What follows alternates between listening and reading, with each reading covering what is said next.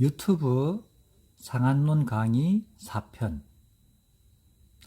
체질은 음양 허실만 구분하면 되고, 체질을 아는 것은 기본이고 치료의 시작이다.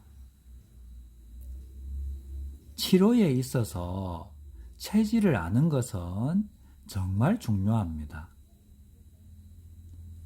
체격이 크고 몸에 열이 많은 사람과 체격이 작으면서 몸에 열이 적고 몸이 찬 사람과 치료약이 같지 않다는 겁니다. 현대의학에서는 두 사람 다 똑같은 약을 쓰니 체질을 전혀 고려 안 한다는 겁니다. 한방에서도 체질만 알면 병을 다 치료할 수 있다고 태양인, 소양인, 태음인, 소음인, 사상 체질을 찾는데 목숨을 거는 이론도 있습니다. 이것도 잘못된 이론입니다. 체질을 아는 것은 병 치료의 기본이고 시작에 불과합니다. 한글 배울 때 가나다라와 같다는 겁니다.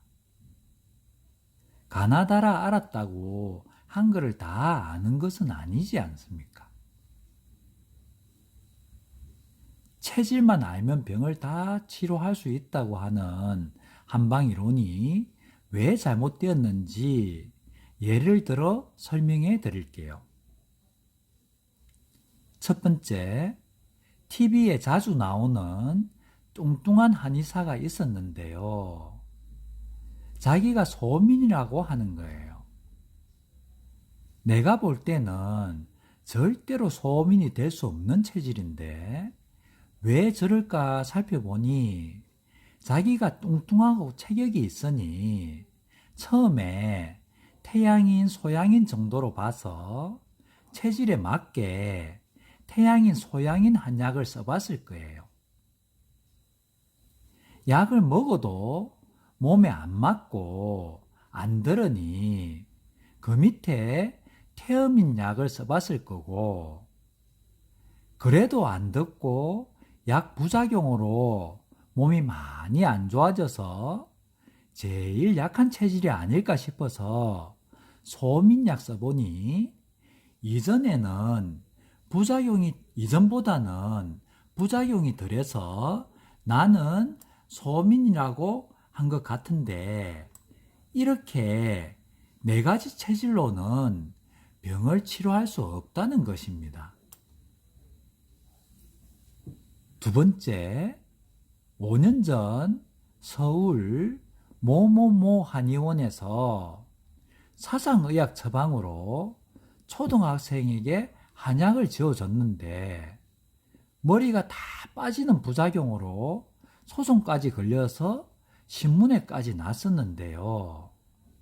이렇게 부작용 나는 이유가 체질 찾는 것은 기본이고 시작인데 네 가지 체질만 찾으면 병을 다 치료할 수 있다고 생각하고 네 가지 체질만 찾아서 체질마다 몇 개 안 되는 상용 처방으로 병을 다 낫게 하려는 욕심 때문에 그런 겁니다. 몸에 열이 병이다 싶으면 어느 부위의 열인지는 찾지 않고 열을 쳐내는 센 청열제로 순간 효과만 나게 하려고 하니 근본 치료는 안 되고 부작용만 나는 겁니다. 본인 몸에 직접 사상의학 처방을 써봐서 아니라는 것을 절실하게 느껴보고 깨달았으면 좋겠습니다. 상한론 처방은 열이 병이면 어느 부위의 열인지 몸의 위치에 따라 한해법, 화해법, 청해법, 하해법으로 몸에 무리가 가지 않고 순리대로 치료하도록 해서 근본적으로 치료하니 부작용 없이 원인 치료가 되는 겁니다. 태양인, 소양인, 태음인, 소음인이라는 체질 구분은 상한론의 음양허실과 육경변증의 짬뽕으로 태어난 이론인 것 같은데요. 태양인, 강한 실정, 양증은 양증 체질 플러스 태양병. 소양이 보통 실정, 양증은 양증 체질 플러스 소양병. 태음인 보통 허증, 음증은 음증 체질 플러스 태음병. 소음인 심한 허증, 음증은 음증 체질 플러스 소음병. 이렇게 뒤죽박죽이 되어서 실제로 4가지 중 체질을 찾아도 약이 전혀 맞지 않고 심지어 부작용까지 나는 겁니다.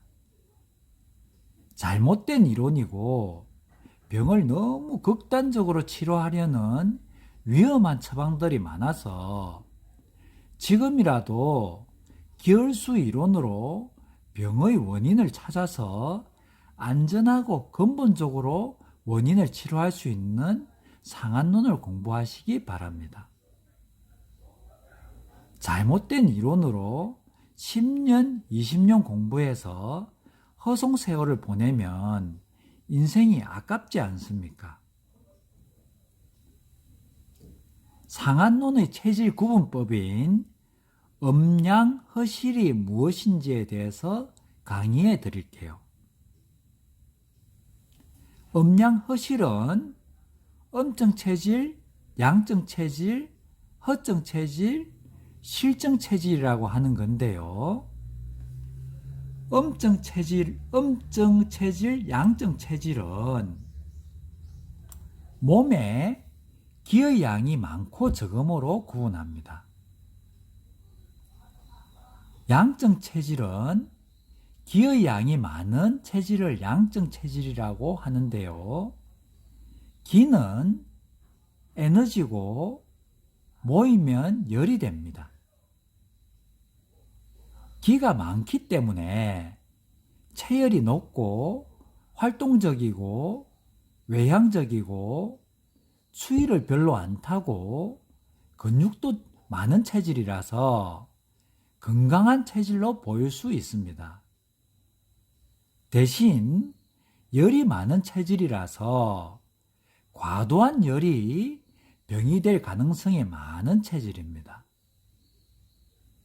그래서 모든 것에는 장점과 단점이 있다는 겁니다. 음증 체질은 기의 양이 적은 체질을 음증 체질이라고 하는데요. 체열이 낮고 정적이고 내성적이고 추위도 타고 근육도 좀 적은 체질이라서 좀 약하게 보일 수 있습니다. 그러나 차분해서 한 가지에 집중해서 깊이 있게 할 수 있는 장점이 있고요. 대신 체력이 약해서 끈기는 좀 약할 수 있습니다.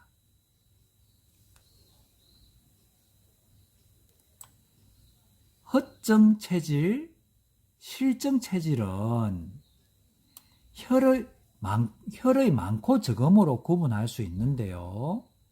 실증 체질은 혈의 양이 많은 체질로 혈의 양과 비례해서 상대적 균형에 의해서 기의 양도 많고 수의 양도 많은 체질입니다. 겉으로 보기에도 튼튼하게 보이는 체질이고 무리한 일을 해도 잘 지치지 않고 일을 활동적으로 하면서 몇 사람 몫을 할 수 있는 체질이고 웬만해서는 감기에 잘 안 걸리는 체질이고 대신 한번 감기에 걸린다든가 병이 되면 아주 세게 걸려서 꾀병같이 보일 정도로 끙끙 앓아 눕게 됩니다. 그만큼 기수혈의 양이 많아서 병이 되면 크게 된다는 겁니다. 허증 체질은 혈의 양이 적은 체질로 혈의 양과 비례해서 기의 양도 수의 양도 적은 체질입니다. 겉으로 보기에도 좀 왜소해 보이고 약하게 보이는 체질입니다. 기력도 좀 없어 보이고 잘 지치고 감기도 자주 걸리고 기수의 양이 적어서 꼭 혈까지 방어 체계에 가담하는 체질로 다른 말로 영이불하의 허증이라고 하는데요. 영이불하의 허증은 아주 중요한 말이기 때문에 나중에 강론 계지탕에서 다시 중점적으로 다뤄드리겠습니다. 몸이 약해서 감기는 자주 걸리나 실전같이 끙끙 앓아 누울 정도는 아니고 자기 일 다 해가면서 앓으니 감기의 강도는 아주 심하지는 않습니다. 이렇게 체질은 음양, 허실 네 가지만 구분하면 되고요. 이것을 기본으로 해서 이제부터 기혈수 이론으로 병의 원인과 병리를 해석해서 어느 부위에 기혈수 순환상의 이상이 있는지를 찾아서 상한론 100% 맞는 처방을 찾아서 병을 근본적으로 치료해야 되는데 체질을 아는 것은 기본이고 이제부터 시작이라는 거고요. 이제부터 100% 맞는 처방 찾아야 되는데 이게 제일 어려운 작업입니다. 그런데 사상의학으로 기본 체질만 찾아서 병을 너무 쉽게 치료하려고 하다 보니 너무 욕심이고 치료는 전혀 안 되고 부작용만 많은 겁니다. 혹자는 서울 가는 길이 여러 길이기 때문에 자기가 아는 길이 다 아닐 수 있다고 하는데 길은 그럴 수 있어도 인체는 한번 잘못된 치료로 망가지면 회복하기 어렵기 때문에 제일 올바른 상한론 90% 이상 맞는 처방으로 순리대로 원인을 치료해줘야 된다는 겁니다. 의사, 한의사, 약사도 본인 몸에 약을 써봐서 몸에 안 맞는 약이 얼마나 먹어내기가 힘들고 몸에 안 맞아서 몸이 너무 안 좋아지고 부작용이 나는지를 본인이 다 겪어봐야 환자의 마음을 알고 이런 안 맞는 약을 해주지 않기 위해 공부를 열심히 해야 되고 자기한테 100% 맞는 약을 해줄 수 있는 실력을 갖춰서 100% 맞는 약이 어떤 약인지를 경험을 해봐서 그러면 모든 환자에게도 이런 약을 해줘야 되겠다는 생각이 들 것이고 이런 약을 먹은 환자들은 좋아하고 신뢰해서 완전히 찐팬이 된다는 것을 알 것입니다. 그러기 위해서는 100% 맞는 약을 해줄 실력을 갖춰야 될 것인데 지금까지 배운 잘못된 공부를 버리고 내가 해주는 기혈수 이론과 상한론만 충분히 공부하면 언젠가는 그런 경지까지 갈 수 있습니다. 저희 강의가 유익하고 도움이 됐다면 구독과 좋아요 눌러주시고 끝까지 시청해 주셔서 감사합니다. 다음에는 더 흥미진진한 동영상 강의 가져오겠습니다. 강의 노트는 블로그에 올려놓을 테니 인터넷에 한약조제 난광약국 치시고 블로그 들어와서 보시면 됩니다.